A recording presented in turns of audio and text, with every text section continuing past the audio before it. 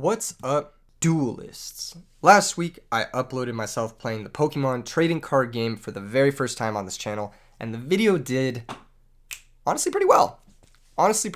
Better than most of my modern Yu-Gi-Oh content does, which is shocking considering my channel literally has Yu-Gi-Oh in the name, and it is primarily a Yu-Gi-Oh channel. Yes, I know I upload mostly old format Yu-Gi-Oh, and that doesn't really translate one-to-one with the other Yu-Gi-Oh, but the fact that the Pokemon video did so much better than my modern Yu-Gi-Oh videos got me thinking. It got me thinking about a couple of different things. First off, is Pokemon more well-received right now by the general public? Second off, is Pokemon a better game than Yu-Gi-Oh right now? Is it something that's worth investing your time and money into as opposed to Yu-Gi-Oh? These are the questions that have been kind of going over in my head over the last week, and today's video, I think I have figured out an answer. I'm going to be sharing it with you guys. Top 8 reasons why I think Pokemon's better than Yu-Gi-Oh! Clickbaity. You get the idea. If you like this type of content, make sure you're subscribed. About half the people who watch me are unsubscribed. Come on, man. You're watching the videos. Go ahead and click the subscribe button. You're going to like the next video. You're going to like it. You're going to want to watch the... Go ahead and click this. It helps me out. It helps me make better content for you guys. It's a win-win. It's free. Doesn't cost you anything. All right. First reason. Pokemon is more affordable right now. This is a big reason. Money. Everybody knows about money, right? Like this, it costs less money to play this game competitively. First place, World Championship deck list. Arceus V-Star. Look at this deck. $162. Whole deck. TCG player. Boom. You've got the best deck in the format. There you go. Sprites, Terraments, they wish they could cost this much. You're looking at spending roughly $1,000 to $2,000 for a Tier 1 Yu-Gi-Oh deck list. Keep in mind, too, that Yu-Gi-Oh decks are legal for way less time than Pokemon decks are, and Yu-Gi-Oh deck lists hold way less collectible value. So you're spending $1,000 to $2,000 on a deck that's maybe going to be good for like 3 to 6 months, and then it's going to get fucking banned. And then you're going to get reprinted to hell. And then it's not sustainable. It is not sustainable at that price tag. It is way too inflated. The market is insane for Yu-Gi-Oh right now. Let me show you a few comparisons. This is Ultra Ball. For those of you who play Pokemon trading card game, Ultra Ball is like the go-to Pokemon search card. It's a consistency booster. You play it in almost every single deck, and it costs you a nickel. It is 5 cents. You can buy this on TCG Player for less than you can buy a stick of gum in a fucking gumball machine. That's amazing. That's so good for players. It just makes it so that anyone can pick up the game really easily and go to a tournament and just have a blast. Maybe, your little brother wants to play. He can afford it, saving up his allowance. He maybe doesn't build the Tier 1 deck, but the deck I played last week, this is the most expensive card in the deck I played last week. Mewtwo V-Star. It's $5. It's Mewtwo. Everybody loves Mewtwo. He's the most powerful Pokemon to ever do it. He's the most busted. He's gang shit, He's fucking Pokemon movie all-star. $5. If you want to build a Tier 1 Yu-Gi-Oh deck, you're looking at like $65 for a Sprite Blue, and you need 3 of them, which is ridiculous. You only even need 2 Mewtwo's to play the deck I played last week. You need 3 Sprite Blues, and this card's $65. It's insane. The prices are just super inflated for cards that shouldn't even. 1-to-1 with Ultra Ball. Let's go ahead and look at Pot of Prosperity. This is another example. This card just had a reprint announced, which is insane that it still costs $70. A reprint is coming in less than a week, and it costs $70, and you need 3 of them to play the game. 3 of this card is more expensive than the entire world's first place Tier 0 Arceus deck. That's ridiculous. That's just unsustainable. That's definitely reason number 1. That's a big reason. That's a huge reason. I mean, you can't argue with money, man. At the end of the day, you can't argue with it. If it costs less to play the game, and there are these next 7 things on the list, then there's really not that much of an argument to play Yu-Gi-Oh over Pokemon other than just like subjective, stuff. We'll get into that. All right, reason number 2. Simple fundamentals. Complexity comes from the gameplay. This is something that my buddy, the Rare Hunter, was talking about with me in a private conversation that we were having. He said that Yu-Gi-Oh right now, it may seem complex, it may seem whatever, but it really is just due to feature creep. Feature creep is something that's been happening in Yu-Gi-Oh for the last, 10 or 12 years, more or less. Cards are just consistently adding more and more lines of text to create this artificial complexity to the gameplay. Now that cards have like 16 different restrictions, they're all hard once per turn, whatever, it's just taxing your memory. It's not really a skill. I mean, memory is a skill, sure, you have spelling bees and whatnot, but it's not really a skill of like who's better at the game. It's just a skill of who's better at memorizing what's actually going on in the game state. Simple fundamentals. If you look at cards like Pot of Prosperity, for example, we can go ahead and look at the same cards. This card says you can't draw cards for the rest of the turn. All the damage you deal for the rest of the turn is halved. Whatever. You have to banish 6 cards from your extra deck. Like, there's lots of complexity to this card. Lots of complexity to this card, just to the effect to make sure that this card isn't broken or whatever. To make sure that you can play these, interesting game states, they have to add on all these taglines of like restrictions, which you as the player are taxed in remembering. Whereas if you look at the Pokemon staple Ultra Ball, it's just discard 2 cards, search for any Pokemon. That's it. There's no restrictions, just discard any 2 cards from your hand, go search for a Pokemon.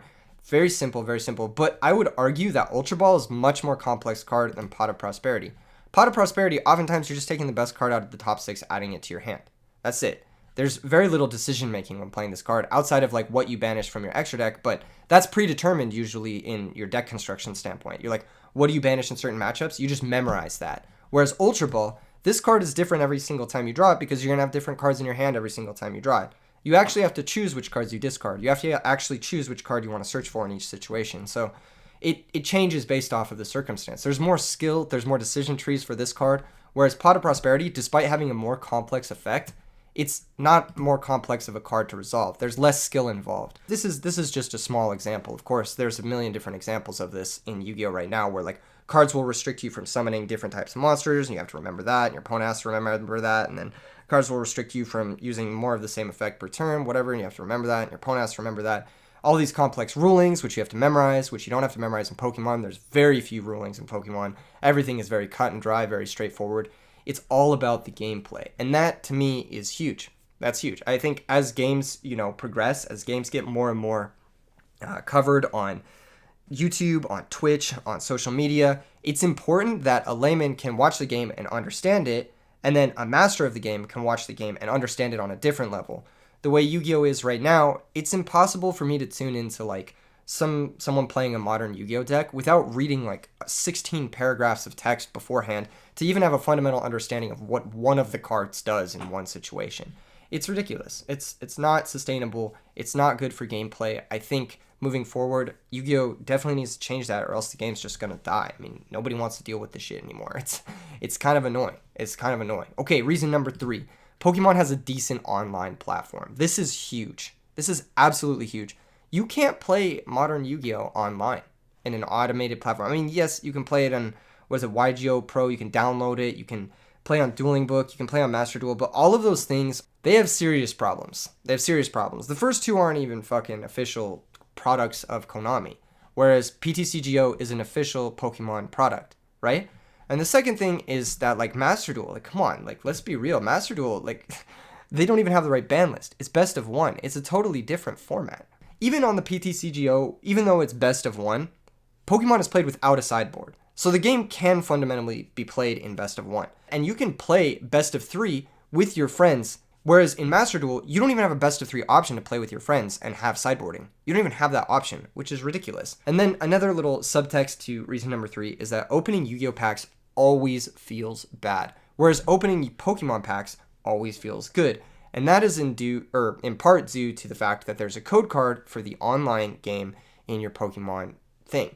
Every time you buy a booster pack of Pokemon trading card games, in real life, tangible booster pack, you get a code card which gives you a booster pack on the online platform. Awesome. 2 booster packs for the price of 1. That's amazing product design. It makes it so that no matter what, when you buy a booster pack, you always have a second chance at another booster pack online. Thanks to the really amazing card market on PTCGO, you can always trade your booster pack for the card that you actually want. So no matter what, your booster pack is going to at least get you towards a card that you actually want. Whereas in Yu-Gi-Oh!, I mean, 99% of the time you're opening a pack, you're throwing away the cards you got from it. They're literal fucking, like, what is it? Like filler. They're just garbage. It's like stuffing. It's like packaging material at this point. Like, what, I don't even want to open 99% of the cards in most of the booster packs. There's like a Chase Secret Rare and that's it. And the Chase Secret Rare is the card you need to play the game, it's just not good. It's not a good feeling. Opening booster packs also feels bad because let's say you do open that Pot of Prosperity. Well, you need 2 more. What are you going to do? Spend another $140 to get your playset? That doesn't feel good. Or let's say you open a Starlight Rare one.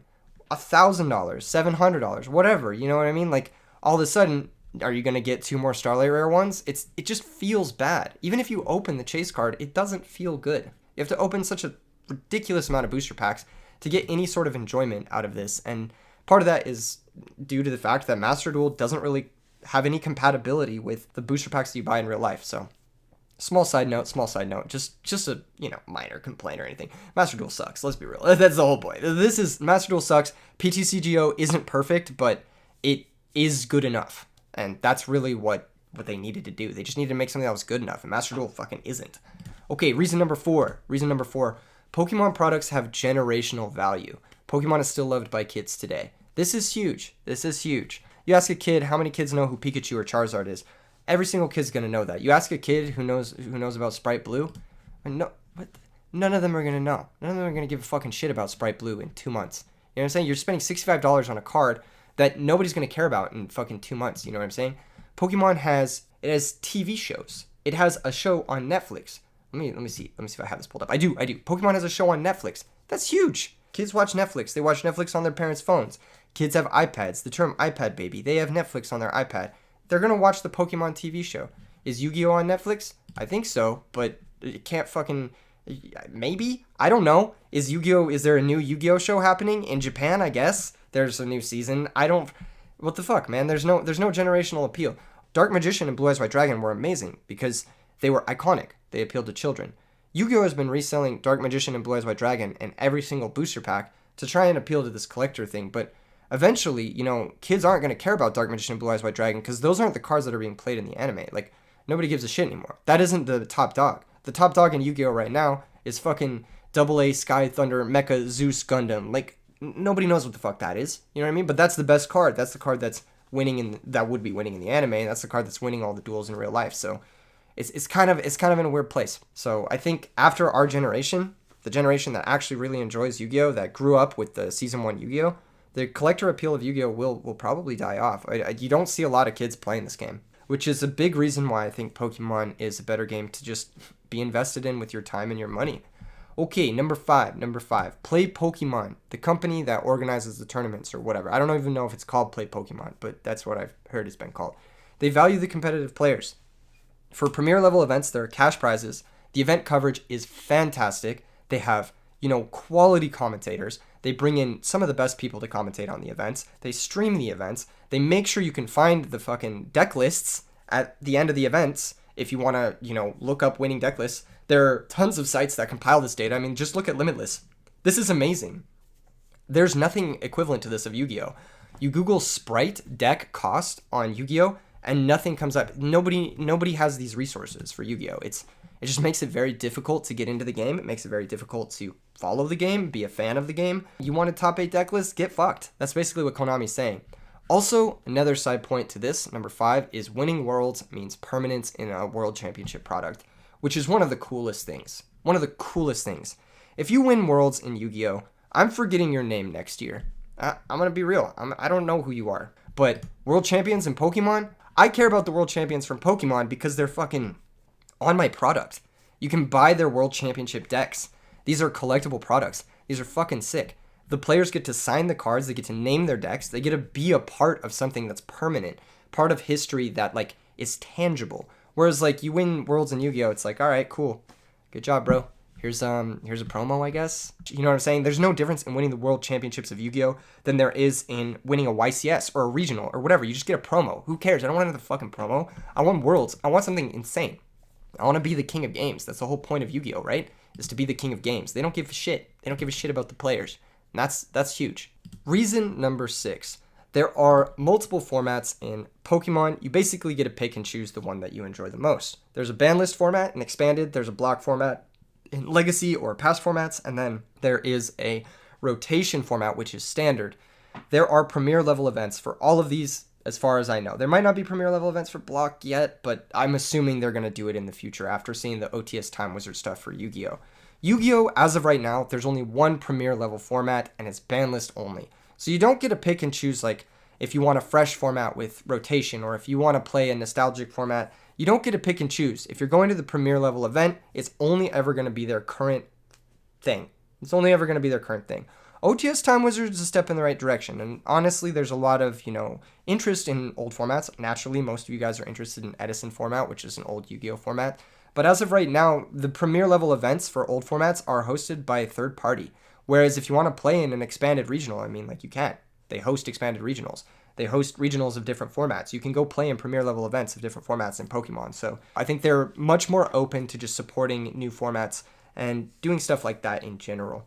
Reason number 7. This one, for me, is actually a pretty big deal. I don't know how much you guys care about this kind of thing, but Pokemon is much more diverse than Yu-Gi-Oh! In terms of, gender, literally. There are much more women who play Pokemon.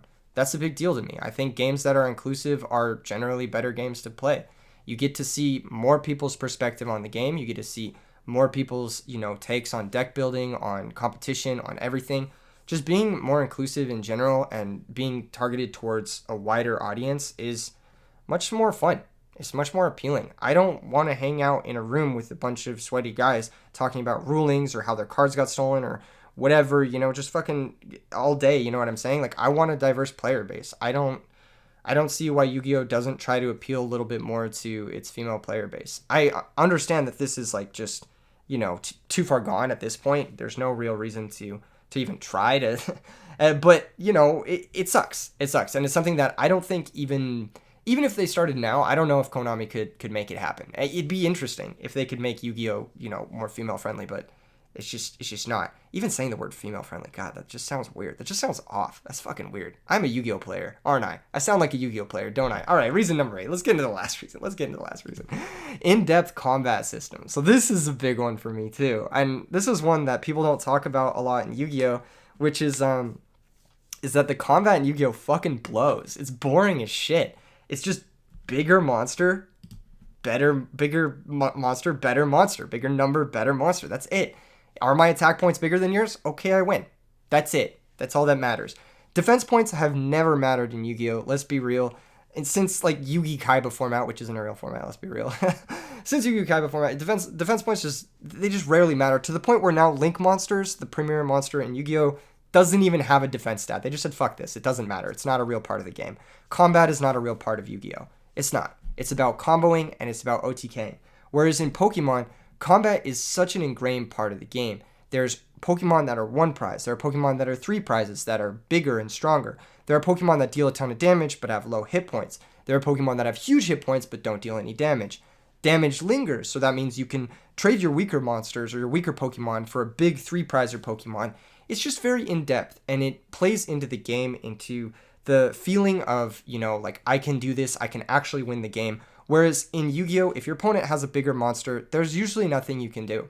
They just beat all your monsters. You need to have a card that specifically kills a monster, or you're just screwed, pretty much. And that's my 8 reasons why I think Pokemon is a better game than Yu-Gi-Oh! Right now.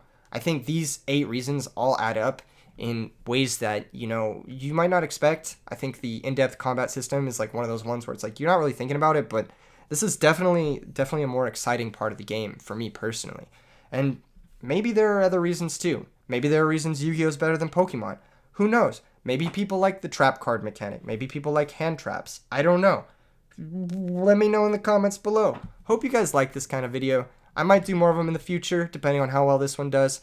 If not, I'll probably just be playing their respective card games on this channel, so go ahead and subscribe again if you haven't already. I'll see you guys in the next video. E3 Yu-Gi-Oh! Signing off. Peace.